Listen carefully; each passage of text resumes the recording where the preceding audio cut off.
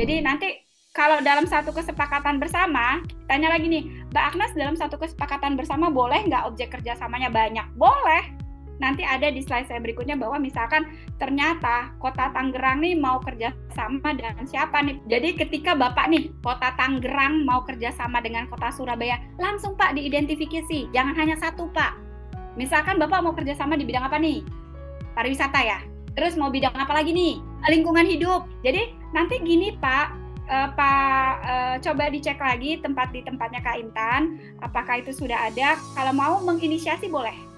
Nah, jadi nanti Pak Wali itu langsung sekalian bikin di objek kerjasamanya tuh bisa 2, 4, 6 gitu kan. Nanti baru ditindaklanjuti oleh perjanjian kerjasama, misalkan Kepala BPBD Kota Tangerang dengan Kepala BPBD Kota Surabaya. Itu. Jadi kalau untuk Casber itu sekalian aja, karena kan kepala daerah ketemu kepala daerah ini kan susah, ya kan? Jadi langsung aja, langsung dibidik. Aku mau kolaborasi kerjasama dengan Kota Surabaya. Kira-kira ditanya nih, apa aja, sekalian aja gitu. Karena kalau yang di Kalbar, Provinsi Kalimantan Barat, Kota Singkawang, Kota Pontianak, Sambas, itu sekalian dengan 10 objek kerjasamanya. Kemudian dari 10 objek kerjasama tersebut ditindaklanjuti oleh masing-masing PKS. Oleh PKS itu perjanjian kerjasama boleh didelegasikan kepada kepala dinas dengan ada surat pendelegasian kewenangan dari wali kota. Gitu. Kemudian ada KSDD itu, ini ada 2 nih Bapak dan Ibu, menarik sekali. KSDD itu ada dikategorikan menjadi 2, kerjasama wajib dan kerjasama sukarela. Nah, yang namanya wajib Bapak dan Ibu itu adalah daerah yang berbatasan, ya, saling berbatasan untuk pemerintahan yang memiliki urusan lintas daerah untuk penyediaan layanan publik yang lebih efisien jika kita kelola bareng, nggak sendiri-sendiri. Yang kedua adalah kerjasama sukarela. Tadi kerjasama antara 2 atau lebih daerah yang boleh dia berbatasan atau tidak berbatasan secara administratif untuk penyelenggaraan urusan pemerintahan. Kembali lagi ya Bapak dan Ibu, kerjasama daerah tuh sangat related dengan urusan pemerintahan yang menjadi kewenangannya, namun dipandang lebih efektif dan efisien jika dilakukan dengan mekanisme kerjasama daerah. Jadi ada 2. Belum? Nah, objek KSDD udah ya, clear tadi urusan. Lanjut. Nah, Bapak dan Ibu, inilah tadi KSDD wajib dan sukarela. Paling gampang gini deh, kalau wajib itu kabupaten kota yang berbatasan dalam satu wilayah provinsi. Jadi misalkan Kota Tangerang tadi berbatasan dengan Kota Tangsel, dengan Jakarta Barat, itu adalah dalam satu wilayah, Jakarta Barat beda provinsi. Misalkan Provinsi Banten yang sebelumnya, yang dekat-dekat siapa? Nah, itu bisa dalam kerangka kerjasama wajib, jadi greater area. Yang kedua itu adalah kerjasama daerah yang saling berbatasan antar provinsi. Jadi misalkan ada daerah yang berbatasan di dalam satu wilayah, tapi beda provinsi nih. Misalkan antara Provinsi Banten dengan Provinsi DKI Jakarta. Tadi Jakarta Barat ya Pak, sebelahan ya. Nah, itu bisa Pak dilakukan mekanisme kerjasama wajib. Nah, bisa aja nanti di bidang kesehatan misalkan atau pendidikan, teman-teman dari yang ada di Kota Tangerang mau belajar atau mau menikmati fasilitas pendidikan, boleh, tapi nanti itu diomongin mekanisme kerjasamanya seperti apa. Itu 2 ya, daerah yang saling berbatasan di dalam satu wilayah provinsi, daerah yang saling berbatasan di provinsi yang bersebelahan, atau antar provinsi Pak, Provinsi Jawa Barat dengan Provinsi itu bisa ya, itu namanya kerjasama.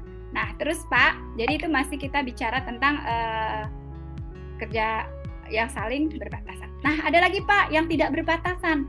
Yang tidak berbatasan tuh seperti apa? Nah tadi tuh Bapak contohnya, kita di Kota Tangerang mau kerjasama nih dengan Surabaya, ujung ke ujung itu. Ujung ke ujung Pak, so dia tidak berembedded ya, tidak barengan. Nah itu kita pakai yang namanya mekanisme kerjasama sukarela Pak. Gitu. Lanjut. Nah, terkait dengan objek kerjasama daerah. Oh, ternyata dia pengen tahu ya, kalau kerjasama daerah tuh harus disesuaikan nggak sih dengan perencanaan. Sebaiknya adalah karena kota Tangerang ini adalah baru ya, rata-rata di Indonesia pemimpinnya adalah baru, sehingga dia akan mengeluarkan visi dan misi yang baru. Nah, visi dan misi itu kemudian akan diterjemahkan dalam program kerjanya. Nah, itu dicari tuh mulai dilakukan pemetaan potensi kerjasama.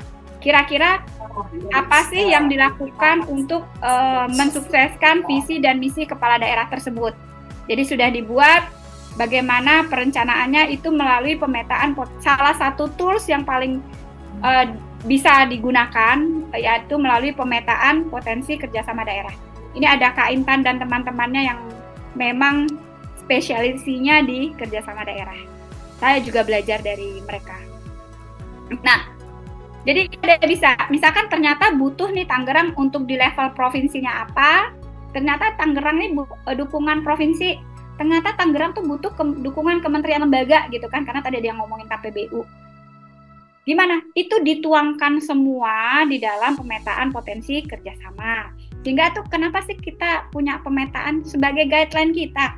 Kita punya guideline untuk saya mau melakukan kerjasama apa, siapa stakeholder kita, apa langkah kita, gitu ya. Nah, kayak gitu. Lanjut.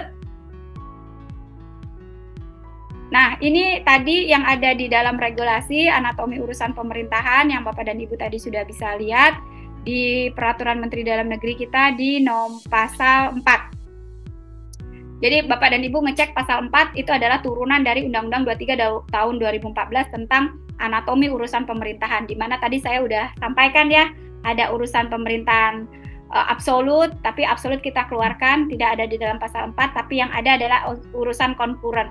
Konkuren artinya urusan bersama antara pusat, daerah, di mana ada urusan wajib dan urusan wajib pelayanan dasar dan non pelayanan dasar, kemudian ada urusan pilihan. Lanjut.